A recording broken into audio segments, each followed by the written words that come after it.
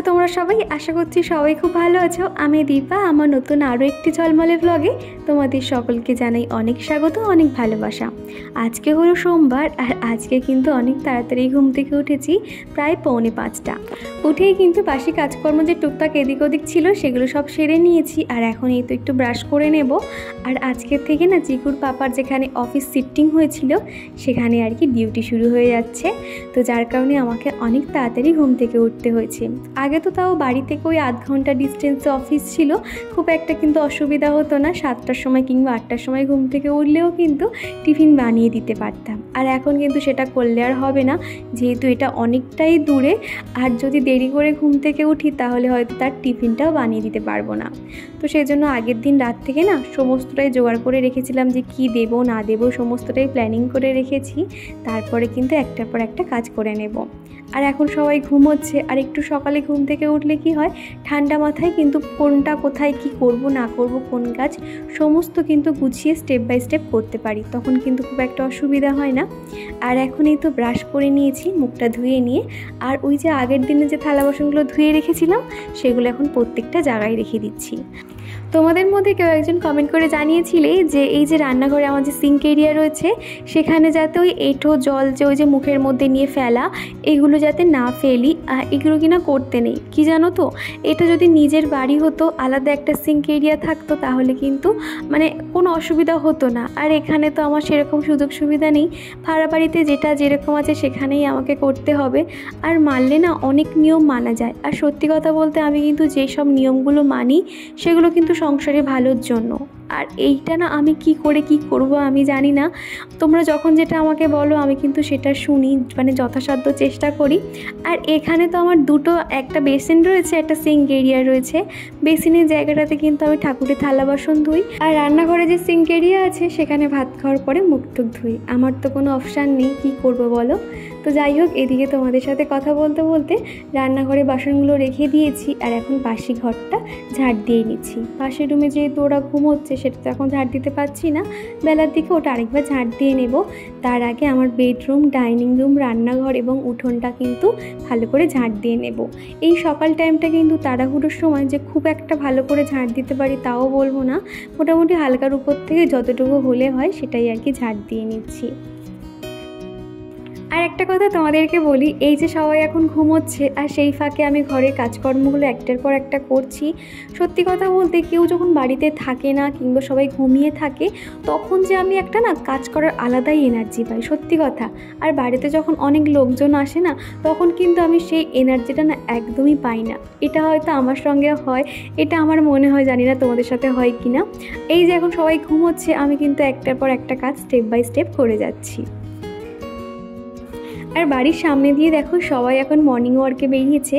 আমাদের এই রাস্তাটা যেহেতু ফাঁকা, তো সবাই যখন আর কি বার হয় সকালবেলা এই রাস্তাটায় কিন্তু ওনাদেরকে দেখা যায়।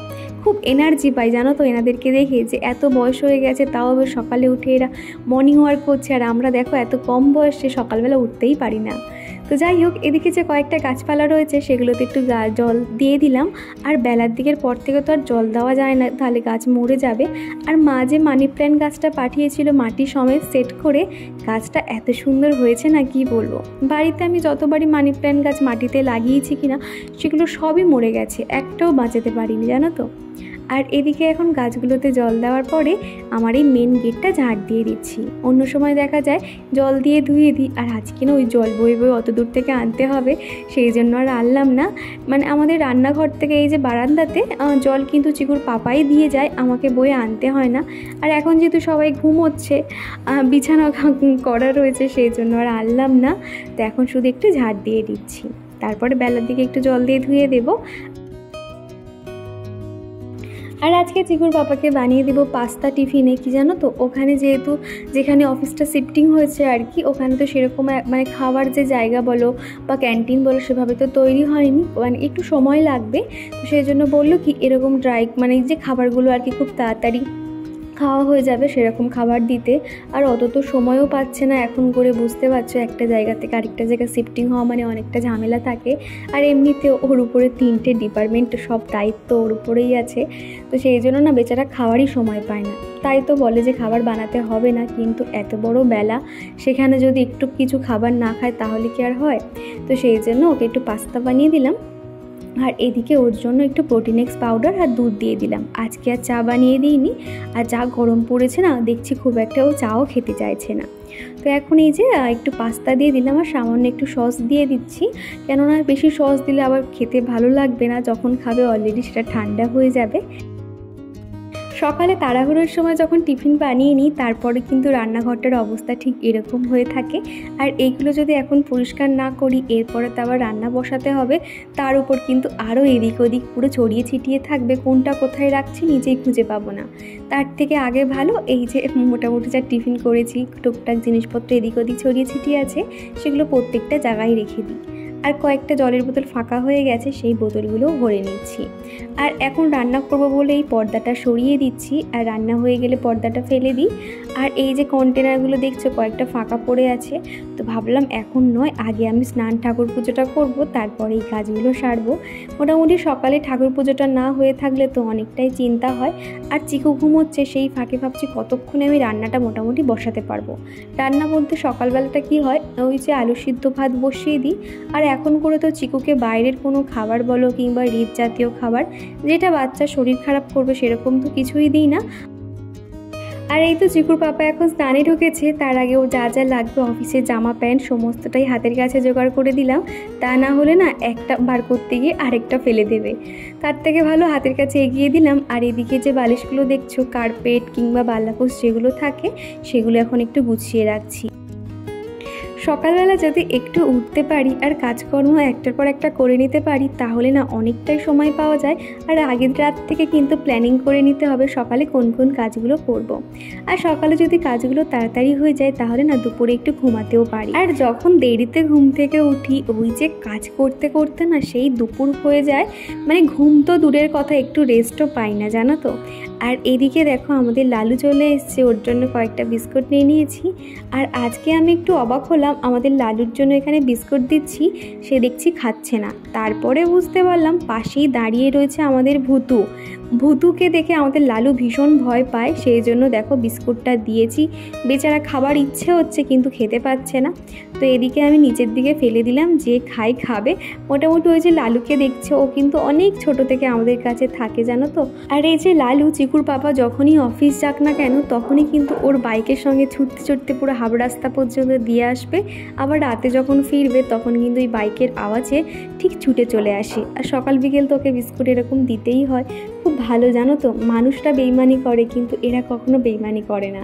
তারপরে এই যে কয়েকটা ঝুড়ি ভাজা আর বাদাম এরকম মিক্সড করে রেখে দিলাম, এইগুলো চিকুর পাপা রাত্রিবেলা খেতে পছন্দ করে।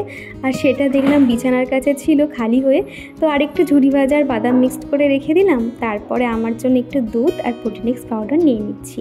আর আমাদের এখানে যে জেঠিমাটা গরুর দুধ দিয়ে যায়, এত ভালো না, দেখো কত মোটা সর পড়েছে।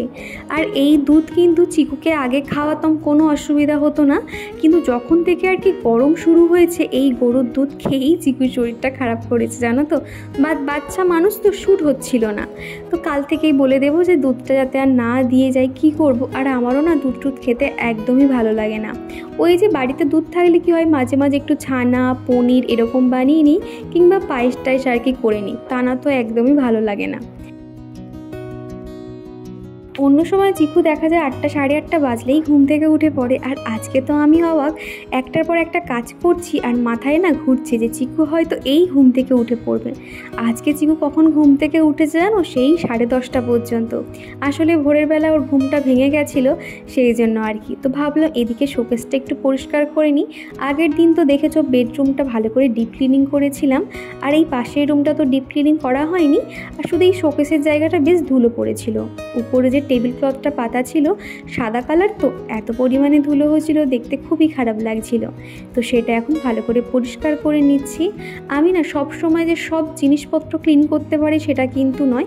আগের দিন আমি বেডরুমটা করেছি আর আজকে তাই জন্য পাশের রুমটা পরিষ্কার করে নিচ্ছি।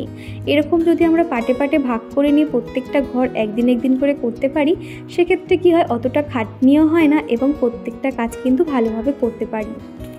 বাড়িতে একটা ছোট বাচ্চা থাকলে না সব সময় কিন্তু সব কাজ হয়ে ওঠে না, আগে থেকে একটু প্ল্যানিং করার প্রয়োজন পড়ে।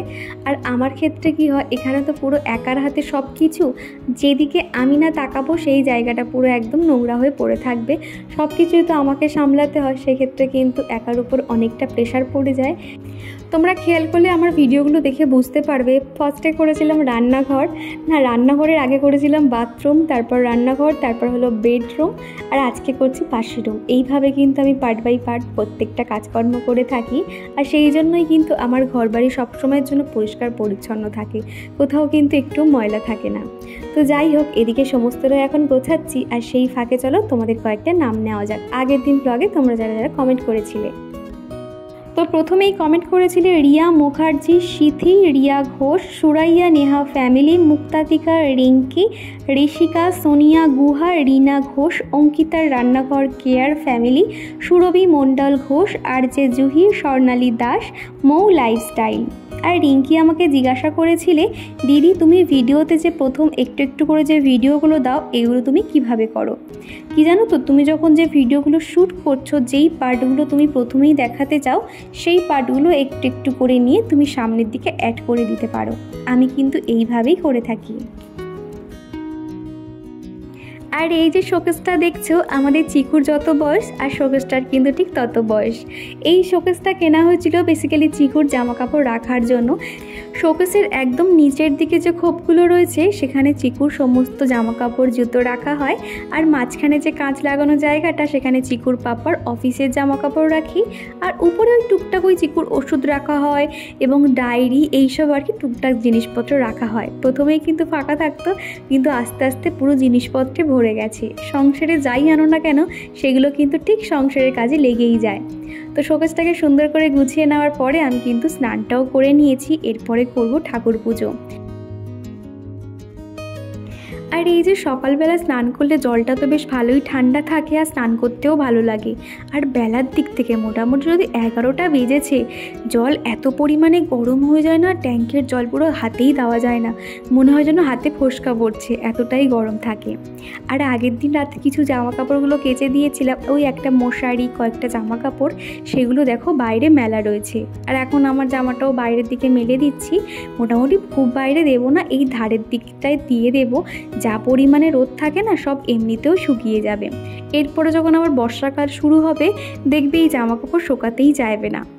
তো যাই হোক, এদিকে এখন ঠাকুর পুজোটা করে নেব। এই যে প্রত্যেকটা থালা বাসন মেজে নিয়েছি, আর ফুল দিয়ে সিংহাসনটা সুন্দর করে গুছিয়ে দিয়েছি। এই যে সকাল থেকে এত কাজকর্ম করলাম, আর এই যে যখন ঠাকুর পুজোটা করছি না, এত মনটা শান্তি লাগছে, মানে সমস্ত কিছুর ক্লান্তি অবসান বলো, এখানেই কিন্তু সমাপ্তি ঘটে। আমার এই ছোট্ট ঠাকুর ঘরটা আমার খুব প্রিয়, আমার কাছে না ভীষণ ভালো লাগে, আর সেই জন্য কিন্তু আমি একটু একটু করে গুছিয়ে রাখি। আমার ঠাকুর ঘরে কিন্তু সেরকম জিনিসপত্র নেই, তবে যা আছে এটাই যেন যথেষ্ট। আর এইদিকে দেখো, আমাদের চিকুও কিন্তু ঘুম থেকে উঠে পড়েছে। যেই একটা শাঁখের ফু দিয়েছি, অমনি চিকুর কান্না শুরু হয়ে গেছে। তো এখন ভুলিয়ে ভালিয়ে তাকে থামিয়েছি, আর হাতে এখন ব্রাশ ধরিয়ে দিয়েছি। সে এখন এদিক ওদিক হাঁটবে আর ব্রাশ করবে। আর এদিকে এই যে বেঞ্চটার উপরে একটু অগোছালো হয়েছিল, কুশানগুলো ঠিক করে দিলাম। তারপরে দেখো, সকালে আমি যে টিফিন বানিয়েছিলাম, সেটা নিয়ে এখন বসে পড়েছি। আর আগের দিন রাতে একটু আলুর দম বানিয়েছিলাম, সেটাও একটু সাথে নিয়ে নিয়েছি। আর চিকুকে আজকে সকালে দেব জল বিস্কুট। আগের দিন মুড়ি জল দিয়েছিলাম, ও না মুড়ি জল কিন্তু সেভাবে খেতে পারে না, মুড়িগুলোকে একদম ছাতুর মতন পেস্ট করে দিতে হয়, তাহলে একটু খেতে পারে। আর আজকে ভাবলাম একটুখানি জল বিস্কুট দিয়ে দিই, বেলার দিকে না একটু ছাতু দিয়ে দেব। আর এইতে এখন ওকে খাওয়াচ্ছি, আর ওইদিকে খেলতে থাকবে। তো বন্ধুরা, আজকের ভিডিওটা আর বেশি বড় করলাম না, ভিডিওটা এখানেই শেষ করছি। তো আবারও দেখা হচ্ছে এরকমই একটা কোনো সুন্দর ব্লগের সঙ্গে। ততক্ষণে তোমরা সবাই ভালো থেকো। তো চলো, টাটা।